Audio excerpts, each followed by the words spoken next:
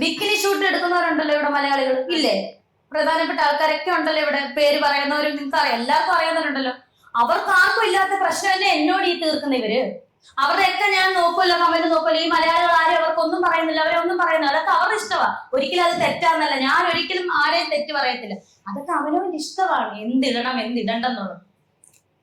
ഞാനൊരു റീൽ ചെയ്ത് ഇത്ര വലിയ പാഠകം അത് എനിക്ക് അറിയത്തില്ലായിരുന്നു. എന്തൊക്കെ ഈ തെറിയാ വിളിക്കുന്നത്. നെഗറ്റീവ് കമന്റ് എനിക്ക് കുഴപ്പമില്ലടാ, ഞാൻ തിരിച്ച് റിപ്ലൈ കൊടുക്കും. ചിലത് ഞാൻ മൈൻഡ് പോലും ചെയ്യത്തില്ല, കാരണം പ്രതികരിച്ചിട്ട് ഒരു കാര്യമില്ല. പക്ഷെ ഈ തെറി, അതേ ഉള്ള എനിക്ക് വിഷയം. എന്തിനാണ് ഈ തെറി വിളിക്കുന്ന ഇവന്മാര്? ഒരു 100 വട്ടം പറഞ്ഞിട്ടുണ്ട് വീട് എന്റെ അല്ല എന്റെ അല്ല എന്റെ അല്ല, പിന്നെ ഇത് തന്നെ പറയും. നല്ല ഒരു തൊഴിലിൽ വരുമാനത്തോടെ ഏർപ്പെട്ട് കൊണ്ടിരിക്കുന്ന ജീവിതം മുമ്പോട്ട് കൊണ്ടുപോകുന്ന നല്ലൊരു തൊഴിലിൽ ഏർപ്പെട്ട് ജീവിതം നല്ല രീതിയിൽ മുന്നോട്ട് കൊണ്ടുപോകാനുള്ള അനുഗ്രഹം സുരേഷ് ഗോപി കൊടുത്തു. കൊല്ലം സുധിയുടെ ഭാര്യ രേണുവിന്റെ കുറെ റീൽസുകൾ ഇപ്പോൾ വൈറലായിട്ടുണ്ടായിരുന്നു. അതിന് വരുന്ന കമന്റുകൾ ശരിക്കും പറഞ്ഞ അടപടലം അവരെ മാനസികമായിട്ട് ആകെ തകർക്കുന്ന കുറെ കമന്റ്സുകളാണ് അതിന് വന്നുകൊണ്ടിരിക്കുന്നത്. പണത്തിന് വേണ്ടിയിട്ട് തുണിയില്ലാതെ റീല് ചെയ്യുന്നു എന്ന് പറഞ്ഞിട്ടാണ് കുറെ പേര് അവർക്കെതിരെ പ്രതികരിച്ചത്.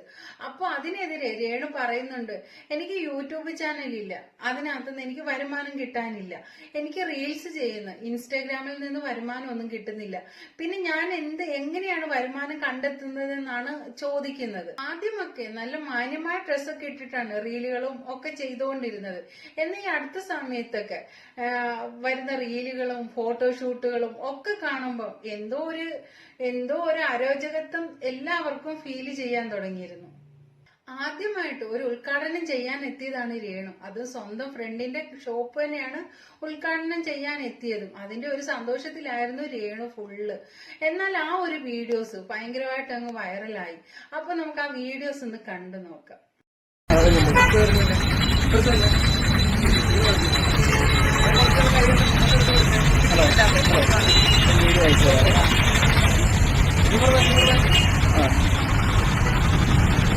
വളരെ സന്തോഷത്തിലാണ് രേണു. ഇനി ഒരുപാട് ഉദ്ഘാടനങ്ങളൊക്കെ കിട്ടട്ടെ. ആ വീടിന്റെ ഏക അത്താണിയാണ് രേണു. അപ്പോ ഒരുപാട് ഇങ്ങനെയൊക്കെ നല്ല ഉദ്ഘാടനങ്ങളൊക്കെ കിട്ടി നല്ല രീതിയിൽ മുന്നോട്ട് തന്നെ പോകട്ടെ. പക്ഷെ ഒരുപാട് അപാകതകളും ഉണ്ട്. ഈ രേണുവിന്റെ ഡ്രസ്സിങ്ങിലാണ് ഇപ്പൊ ഒരുപാട് നെഗറ്റീവ് വന്നുകൊണ്ടേയിരിക്കുകയാണ്. ആ വീഡിയോസിന് വന്നൊരു കമന്റ് ആട്ടോ, മുൻപ് അങ്ങ് വെട്ടിയിറക്കും, എന്നിട്ട് അവിടെ മുടി കൊണ്ട് കൂടെ മറച്ചു വെക്കും.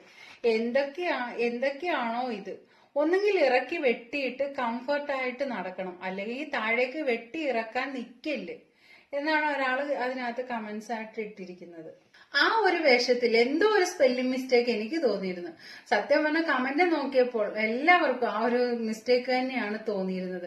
പണ്ടൊക്കെ എന്ന് പറഞ്ഞാൽ കുറെ നാളിന് മുന്നേ വരെ ഹണി റോസിനെ ഈ ഒരു വസ്ത്രധാരണത്തിന്റെ പേരിൽ എന്തോരം കുറ്റപ്പെടുത്തി ഓരോരുത്തരും എന്തോരം എന്താ പറയാ നെഗറ്റീവുകൾ പറഞ്ഞിട്ടുണ്ട്.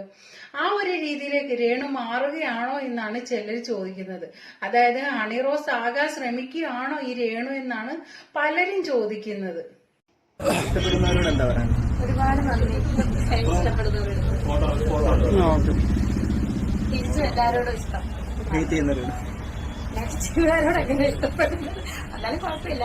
അതെല്ലാം നേരിട്ട് കാണുമ്പോ എന്തായാലും നെഗറ്റീവ് പറയത്തില്ല, പോസിറ്റീവ് പറയത്തുള്ളതെന്ന് അറിയാം.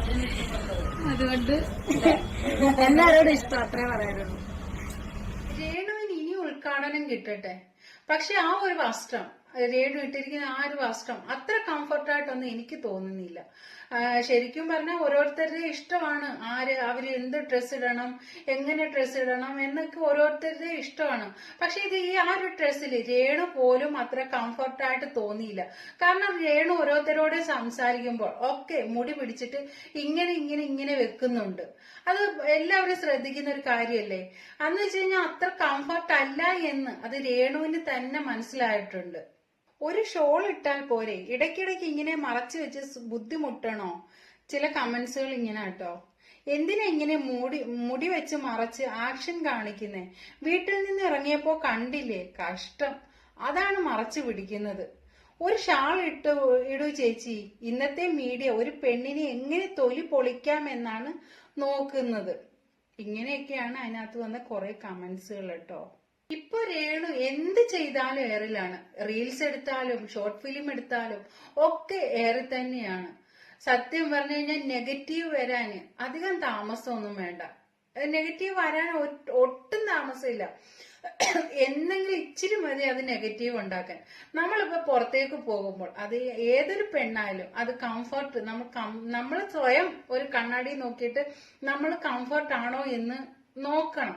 കാരണം മറ്റൊരാൾക്ക് കുറ്റം പറഞ്ഞ് ചിരിക്കാനുള്ള ഒരു വക ഉണ്ടാക്കി കൊടുക്കരുത്. അതാണ് ഒരു പെണ്ണ് ചെയ്യേണ്ടത്. ഫസ്റ്റിലെ നമ്മൾ കണ്ണാടി നോക്കിയിട്ട് മറ്റൊരാൾക്ക് പരിഹസിച്ച് ചിരിക്കാനുള്ള ഒരു വഴി നമ്മൾ ഉണ്ടാക്കി കൊടുക്കുക. നമ്മളെ കുറിച്ചിട്ട് നല്ലതെന്ന് പറയിപ്പിക്കാൻ ഒരുപാട് പാടാണ്.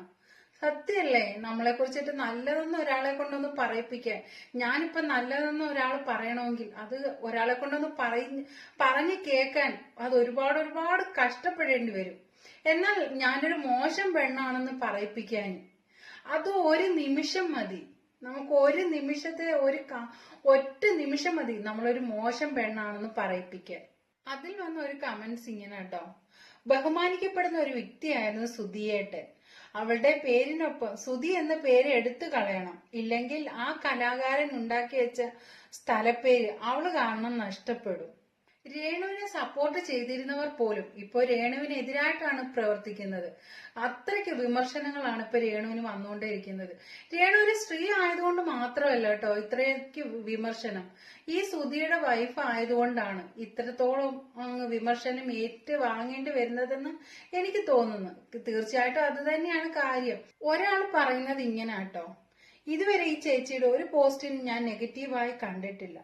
ജീവിക്കാൻ വേണ്ടി അഭിനയിക്കുന്നതിന് എന്താ കുഴപ്പം എന്നേ വിചാരിച്ചിട്ടുള്ളൂ. പക്ഷെ മാന്യമായ ഉദ്ഘാടനത്തിന് വസ്ത്രം ധരിച്ചു വരുന്ന എത്രയോ നടിമാരുണ്ട്. അതിന്റെ ആവശ്യമുണ്ടോ? പിന്നെയും ആളുകളെ കൊണ്ട് പറയിപ്പിക്കുന്നത് എന്തിനാ? ഇത്രയും പറഞ്ഞതിൽ എനിക്ക് തന്നെ ബുദ്ധിമുട്ടുണ്ട് എന്നാണ് ഒരാൾ പറഞ്ഞത്.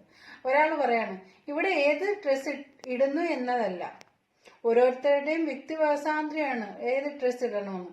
ബട്ട് ഇടുന്ന ഡ്രസ്സിൽ കംഫർട്ട് അല്ല എങ്കിൽ പിന്നെ എന്തിനാണ് അങ്ങനെയുള്ള ഡ്രസ്സുകൾ ഇടുന്നത്? അവനവൻ ഇടുന്ന ഡ്രസ്സിൽ സ്വയം കോൺഫിഡന്റ് ആണെങ്കിൽ ഇട്ടാൽ പോരെ? ഇതെന്തോന്ന്? കാണുകയും വേണം, കാണിക്കാനും പറ്റത്തില്ല എന്ന്. ഒരാളുടെ വ്യക്തി സ്വാതന്ത്ര്യമാണ് ഏത് ഡ്രസ് ഇടണം ഇടണ്ട എന്നൊക്കെ. ഒരാൾ പറയുന്നത് ഇങ്ങനെ കേട്ടോ: രേണു, ഞാൻ എന്റെ ഒരു അഭിപ്രായം പറഞ്ഞോട്ടെ. സുധിയെ എല്ലാവർക്കും ഇഷ്ടമായിരുന്നു. ആ ഇഷ്ടം ഒരു കലാകാരനോടുള്ള ഇഷ്ടമായിരുന്നു. അത് രേണുവിന് കിട്ടിയില്ല. അതിന് ആളുകളെ ഒന്നും പറയണ്ട. രേണുവിന്റെ കഴിവ് ജനങ്ങൾക്ക് ബോധ്യമാകുമ്പോൾ അതേ അംഗീകാരം നിങ്ങൾക്കും ലഭിക്കും. പിന്നെ ഒരാൾ പറയട്ടോ: മാന്യമായി നടന്നാൽ ആരും ഒന്നും പറയില്ല.